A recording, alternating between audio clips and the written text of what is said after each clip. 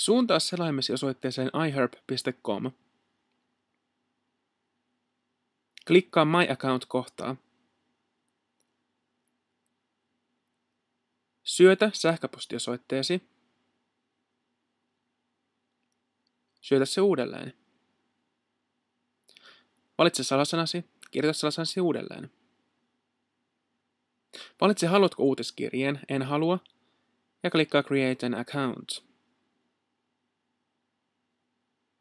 Näet tässä yleistietoa tunnuksestasi. Klikkaa Personal Information. Syötä etunimesi.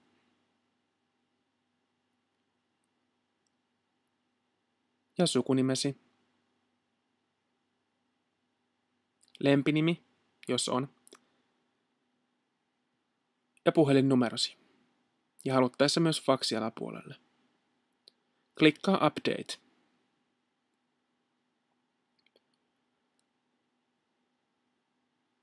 Seuraavaksi klikkaa Address Book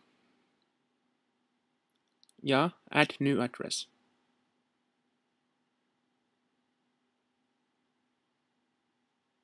Syötä tietosi, eli etunimi, sukunimi, osoite,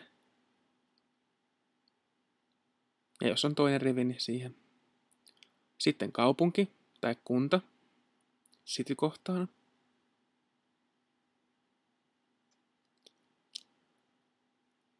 Ja voit laittaa tähän state-kohtaankin kaupungin postinumero ja sitten valitset maan.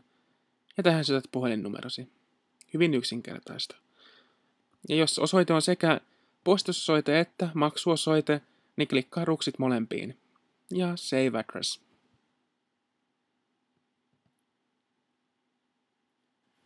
Tässä näkyy postusosoite, maksuosoite, eli ne voi olla eri, voit tilata toisen osoitteeseen ihan miten tykkää.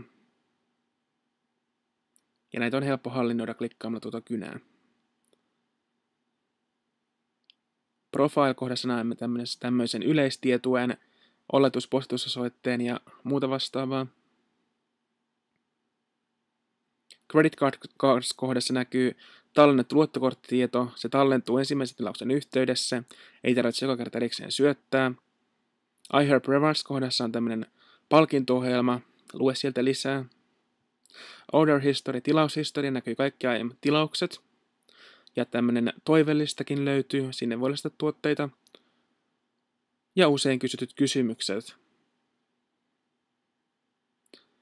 iHerb.com on hyvin yksinkertainen sivusto selata mielestäni, ja jos mitään kysymyksiä tulee, niin suuntaa osoitteeseen iHerb.fi. Eli se on suomalainen tämmöinen neuvontasivu, ja siellä on muitakin ihmisiä, ja voit keskustella heidän kanssaan. Kiitoksia.